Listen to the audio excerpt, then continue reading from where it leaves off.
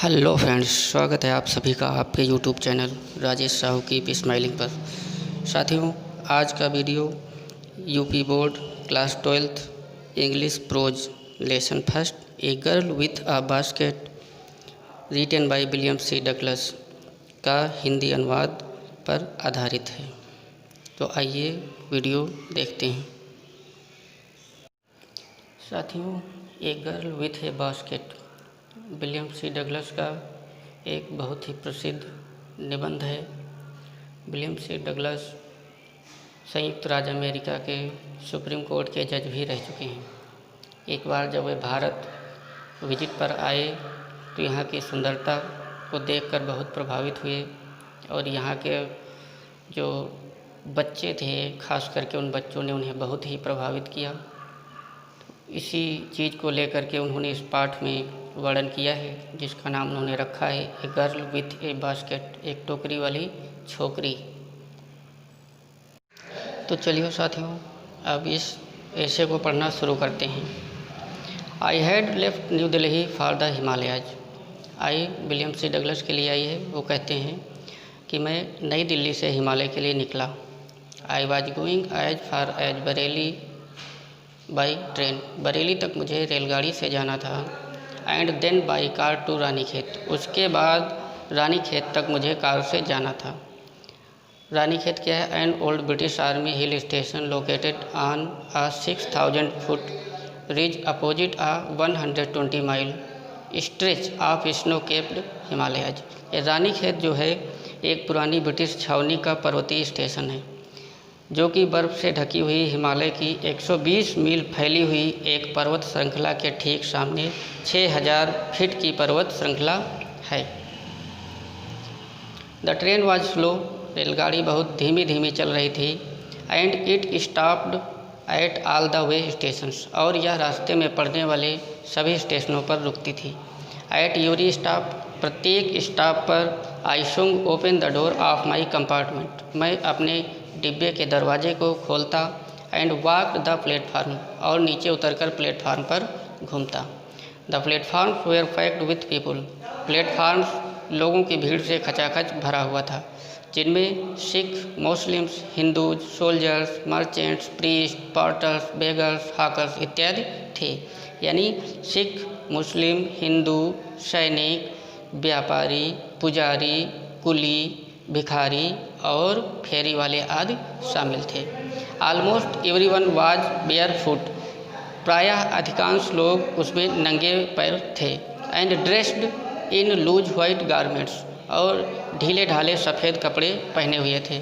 I would ask at least 3 people before I could find one who spoke English. मैंने कम से कम 3 लोगों से बातचीत की, तब जाकर मुझे एक ऐसा व्यक्ति मिला जो मुझसे अंग्रेजी में बात कर सकता था। We would talk world affairs and every major topic the news of the day produced. यानी उस दिन का जो अखबार था उसकी जो अधिकांश खबरें जो कि सांसारिक स्थिति के विषय में थीं, उन पर मैंने चर्चा की। In this way I was trying to get a feel of the pulse of the nation. और ऐसा करके मैं इस राष्ट्र की नब्ज को टटोलना चाहता था, अर्थात इस राष्ट्र की प्रत्येक बात को गहराई से जानना चाहता था। To get a feel of pulse, ये मुहावरा है, नब्ज टटोलना। Checking opinion against official attitudes and reports. और जो कार्यालयों में काम करने वाले लोग थे, ऑफिशियल लोग थे, उनके विचारों को जानने की कोशिश कर रहा था। द रूट ले through one of the richest of India's agricultural areas. और वो जो रास्ता था वो भारत के जो कृषि प्रधान क्षेत्र थे, यानी अधिक उपजाऊ क्षेत्र थे, उनमें से एक था। This was the plain of the upper Ganga river. और यह गंगा नदी का ऊपरी मैदान था। 1000 feet above sea level but tropical. यानी समुद्र तल से लगभग 1000 फुट ऊंचाई पर स्थित था। बट ट्रॉपिकल, लेकिन ध्रुवीय था, उष्णकटिबंधीय था। The Ganga was brown silt swollen with flood waters. यानी बाढ़ के पानी के साथ में गंगा नदी में जो भूरे रंग की मिट्टी बहकर आ जाती थी। इट्स ओवरफ्लो, ये इतनी अधिक मात्रा में थी कि inundating thousands of acres of rice, कि हजारों एकड़ धान की फसल डूब गई। To the north were jungle, और उत्तरी दिशा में जंगल थे। ग्रेट एक्सपेंसेज ऑफ ग्रास, यानी उन जंगलों में बहुत बड़ी बड़ी घास थी। हायर देन ए मैन्स हेड, यानी आदमी के सिर से ऊंची, अर्थात यदि आदमी को वहाँ पर खड़ा कर दिया जाए तो उसका सिर घास से ढक जाता था। And unbroken except for an occasional clump of trees, और कहीं कहीं पर पेड़ों के झुरमुट भी थे।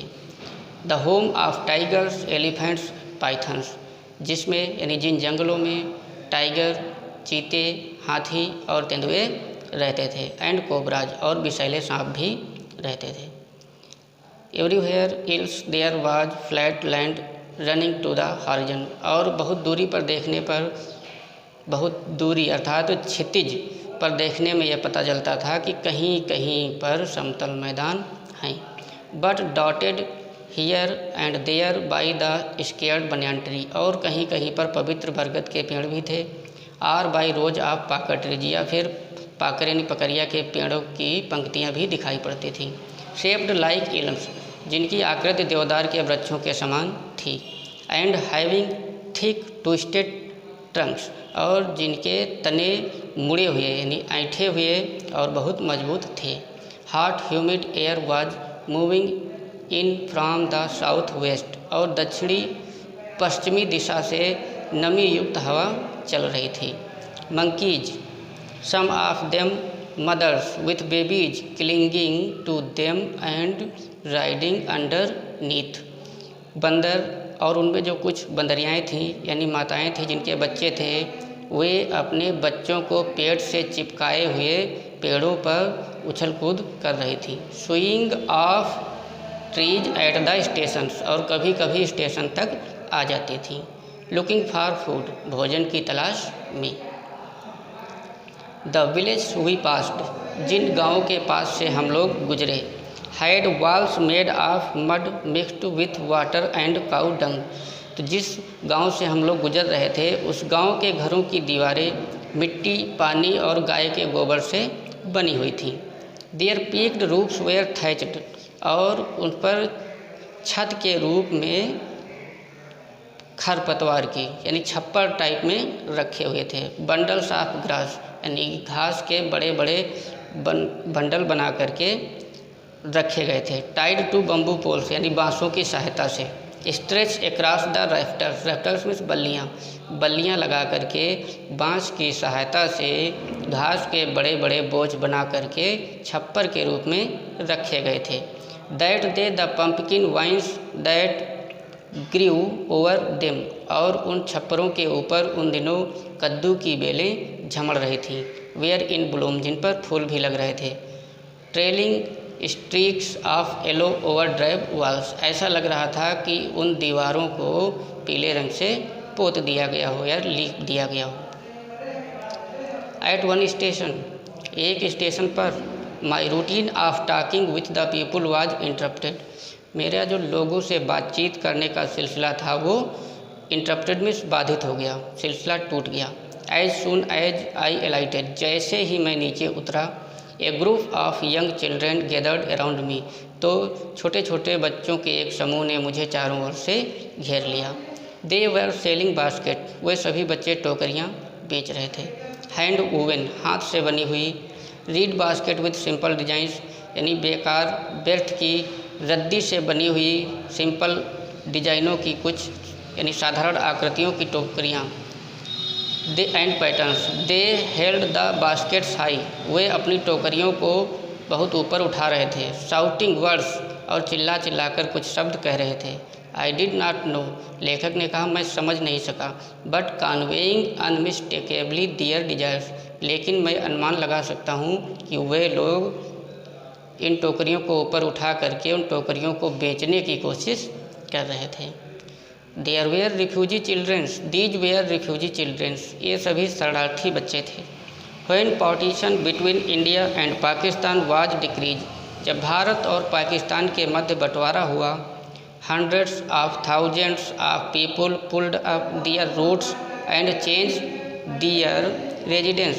तो लाखों लोगों ने, लाखों और हज़ारों लोगों ने अपनी रास्ताओं को बदल दिया, छोड़ दिया और अपना निवास भी बदल दिया। 9 million people left Pakistan. 9 million लोगों ने पाकिस्तान को छोड़ दिया, अर्थात 90 लाख लोगों ने पाकिस्तान छोड़ दिया। एंड केम टू इंडिया, और भारत आ गए। Driven by the fear of